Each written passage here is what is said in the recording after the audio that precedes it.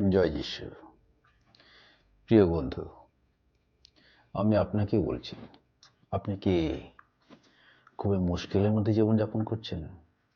যিশুকে গ্রহণ করেছেন, অথচ আপনার জীবন থেকে কোনো রকম দুঃখ কষ্ট দূরে যাচ্ছে না। ভীষণ পরীক্ষার মধ্যে আপনি আছেন এবং ভাবছেন এটা কি হলো। আমি তো প্রতিদিন প্রার্থনা করছি, চার্চে যাচ্ছি, দান দিচ্ছি, সব কিছু ঠিক আছে, তবু আমার উপর এত এত তাড়না কেন? এত মুশকিলে আমি আছি কেন? এটাই কি চিন্তা করছেন আপনি? আপনার জীবনের কি নানা রকম সমস্যা আসছে? দেখুন, যদি পরীক্ষা আপনার জীবনে আসছে, তাহলে সেটা আপনার ভালোর জন্যই। আমাদের বাড়িতে যে শিশুরা থাকে, ছোটরা যারা থাকে, যারা পড়াশোনা করে, তারা যারা স্কুলে পড়াশোনা করে, বা আমরা যারা পড়াশোনা করেছি, বিনা পরীক্ষায় কি আমরা উপরে উঠতে পেরেছি? যখন আমরা পরীক্ষা দিই, পরীক্ষায় পাশ করি, তারপর আমরা নতুন ক্লাসে উঠি, নতুন অধ্যায় আমাদের শুরু হয়। আপনার জীবনে যদি কোনো রকম পরীক্ষা আসে, তাহলে আপনার জীবনে নতুন অধ্যায় শুরু হতে চলেছে। তাই পরীক্ষা দেখে, শয়তানের সব রকম অত্যাচার দেখে আপনি পিছিয়ে যাবেন না, ভয় পাবেন না। কারণ যাকে আপনি অনুসরণ করেছেন, যে আপনাকে আহ্বান করেছে, যে আপনাকে বলেছে যে আমার পশ্চাৎ এসো, সেই যিশু নিজেও পরীক্ষার মধ্যে দিয়ে উত্তীর্ণ হয়ে গেছেন, পরীক্ষার মধ্যে দিয়ে এগিয়ে গেছেন। সেই যিশুর সম্বন্ধে আমরা দেখি মথি লিখিত সুসমাচার 4, সেখানে যিশুর যেভাবে পরীক্ষাটা হয়েছিল। এইসব পরীক্ষা কি আপনার মধ্যেও আসছে? নিশ্চয়ই আসবে এইসব পরীক্ষা। আর যদি এইসব পরীক্ষা আসছে, তাহলে জানুন আপনি জিততে চলেছেন। দেখুন, যিশুর জীবনের প্রথম পরীক্ষা কি হয়েছিল আমরা 4 পদ থেকে পড়ি। মথি 4 অধ্যায় 1 পদ থেকে পড়ি। তখন যিশু দিয়াবল দ্বারা পরীক্ষিত হইবার জন্য আত্মা দ্বারা প্রান্তরে নিত হইলেন। আর তিনি 40 দিবারাত্র অনাহারে থাকিয়া শেষে ক্ষুধিত হইলেন। তখন পরীক্ষক নিকটে আসিয়া তাহাকে কহিল, তুমি যদি ঈশ্বরের পুত্র হও, তবে বলো যেন এই পাথরগুলি রুটি হইয়া যায়। দেখুন, যিশুর জীবনে প্রথম পরীক্ষা আসছে কখন? যখন যিশু 40 দিন উপবাস করেছে, পেটে খিদা আছে। শয়তান এই সময়েরই সন্ধান করছিল যিশুর কখন খিদে পাবে। একটা সুযোগের দরকার ছিল, যিশুর কখন খিদে পাবে। এই সুযোগটা শয়তান ব্যবহার করেছে। দেখুন, আমাদের পেটের মাপ কত বড়, আপনি নিজের শরীর মেপে দেখেছেন? আপনার নিজের হাতে আপনার শরীর হলো 3.5 হাত। এই 3.5 হাতের মধ্যে আপনার পেটের মাপটা কত? নিশ্চয়ই এইটুকু, এইটুকু ছোট্ট, এইটুকু আপনার পেটের মাপ। এই পেটের জন্যই আপনি সারা জীবন লড়াই করেছেন। শুধু আপনি কেন, যেদিকেই আপনি দৃষ্টি দিবেন, যেদিকে আপনি তাকাবেন, সমস্ত মানুষের লড়াইয়ের কেন্দ্রবিন্দু একটাই, পেটের জন্য সবকিছু করা। পেট ঠিক থাকলে সব ঠিক আছে। যাকে পেট ঠিক থাকলে সব ঠিক আছে। এই পেটের জন্য কত মারামারি, খুন, জখম হয়ে যাচ্ছে, দেশের বিরুদ্ধে দেশ লেগে উঠছে, পরিবার ভেঙে যাচ্ছে, স্বামী স্ত্রী ভেঙে যাচ্ছে, স্বামী স্ত্রীর বৈবাহিক জীবন ভেঙে যাচ্ছে, কত কি হয়ে যাচ্ছে এই পেটের জন্য। বাংলায় একটা কথা আছে না, অভাবে স্বভাব নষ্ট।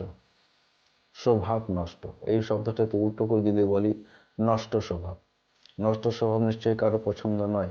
আর আমরা সাধারণভাবে বুঝতে পারি নষ্ট স্বভাব ঈশ্বর থেকে হয় না, নষ্ট স্বভাব হয় কোথা থেকে? শয়তান থেকে। যখন আপনার অভাব, যখন আপনার পেটে টান পড়ছে, সেই সময় শয়তান আপনাকে খারাপ পথের দিকে নিয়ে যাবার চেষ্টা করছে। যিশুকে শয়তান কি বলছে? যদি ঈশ্বরের পুত্র হও। আপনি যে আজকে যিশুকে গ্রহণ করেছেন এবং বলছেন আপনিও ঈশ্বরের সন্তান, কারণ যোহন 1 অধ্যায় 12 পদে সেভাবে লেখা আছে আপনি ঈশ্বরের সন্তান। যদি আপনি ঈশ্বরের সন্তান হন, তবে তো ঈশ্বরের সমস্ত আত্মিক গুণাবলী আপনার মধ্যে আছে। ঈশ্বরের পাওয়ারের কিছুটা পাওয়ার তো আপনার মধ্যে আছে। বাবার পাওয়ার তো সন্তানের মধ্যে থাকে। অনেক সন্তান তো বলে, জানো না আমি কার ছেলে?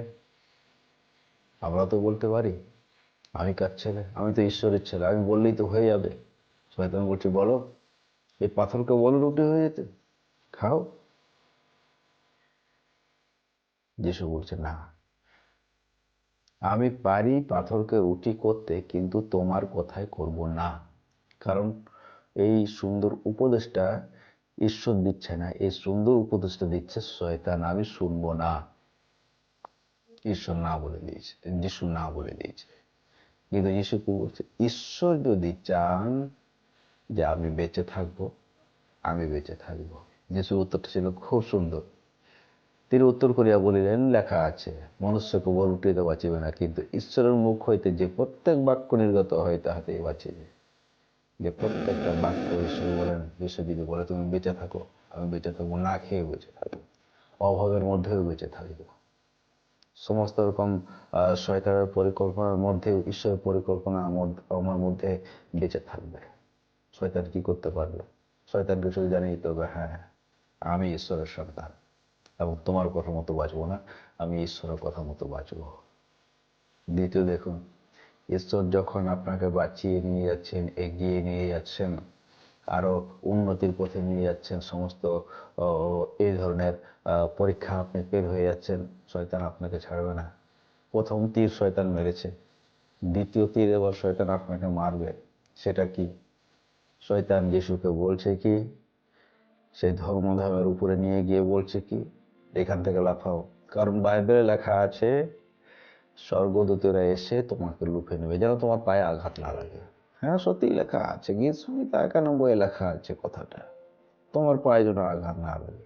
তাহলে দেখুন, শয়তান আমাদের থেকে বাইবেল কত ভালো জানে। এই বাক্য দ্বারা আমাদের পরীক্ষা, এই বাক্য দ্বারাই আমাদের পরীক্ষা শয়তান করবে। বাইবেলে তো এরকম লেখা আছে, আমার মধ্যে সেটা কেন নেই? আমার মধ্যে কেন নেই? হ্যাঁ, বাইবেলে যদি এটা লেখা আছে, তাহলে আমার মধ্যেও তো এটা হওয়া উচিত, কিন্তু সেটা আমার হচ্ছে না। দেখুন, আপনিও ঈশ্বরের সন্তান, আমি ঈশ্বরের সন্তান, উনি ঈশ্বরের সন্তান, উনি ঈশ্বরের সন্তান। ঈশ্বর যদি সবাইকেই পাস্টার, মিশনারি করেন, বাকিরা কি করবে? সবাই পাস্টার হয়ে যাবে? ঈশ্বর তো সবাইকে ডাক্তার করেননি, সবাইকে ইঞ্জিনিয়ার করে, যার যাকে প্রয়োজন সেই কাজ ঈশ্বর দিয়েছেন। যখন ইসরায়েল লোকদেরকে মসি দ্বারা ঈশ্বর বললেন যে সমাগম তাম্বু তৈরি করতে হবে, তখন সেখানে মসি দ্বারা ঈশ্বর সেই লোকদেরকে খুঁজে বার করলেন যে কাজ যার দ্বারা ভালো হবে, যে কাজ যার দ্বারা ভালো হবে তাকে সেই কাজটা দিয়েছিলেন, তাকেই সেই কাজটা দিয়েছিলেন।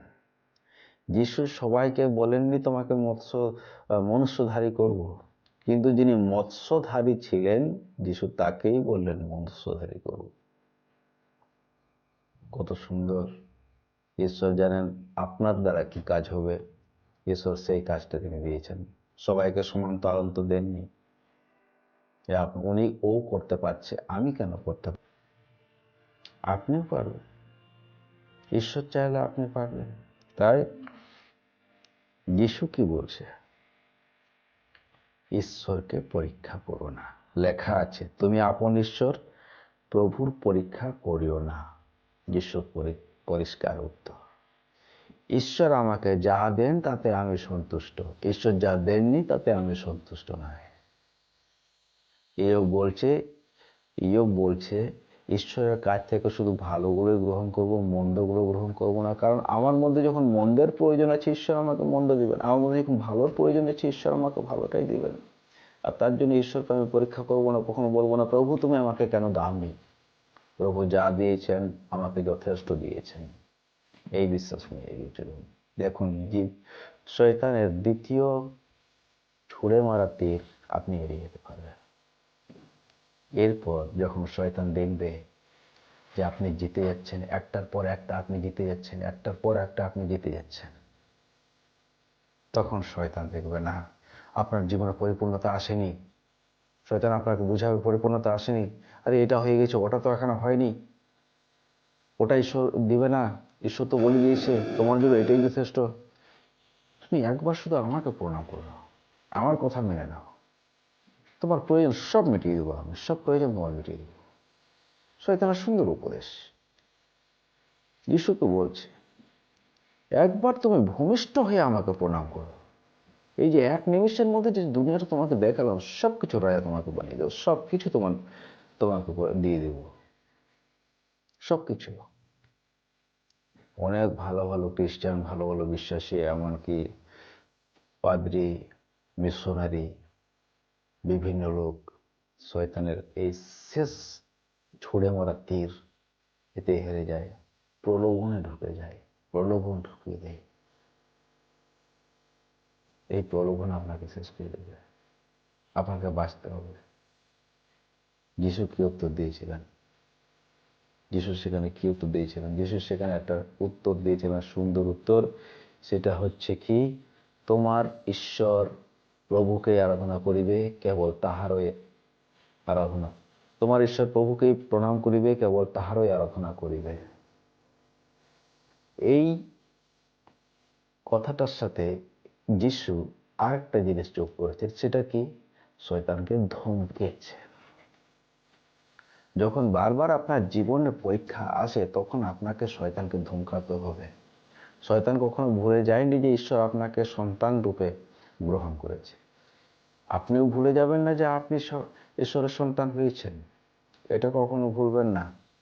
এবং সেটা মনে করে শয়তানকে আপনি মনে করিয়ে দিবেন যে আমি ঈশ্বরের সন্তান এবং আমার ঈশ্বরকে প্রণাম করব, আমার ঈশ্বরের আরাধনা করব। তিনি যা ভালো বুঝেন তিনি সেটা আমাকে দিবেন। এবং আমি জানি পবিত্র শাস্ত্রে লেখা আছে, ঈশ্বর আমার জন্য যা পরিকল্পনা করেন সেটা মঙ্গলের পরিকল্পনা, অমঙ্গলের পরিকল্পনা নয়।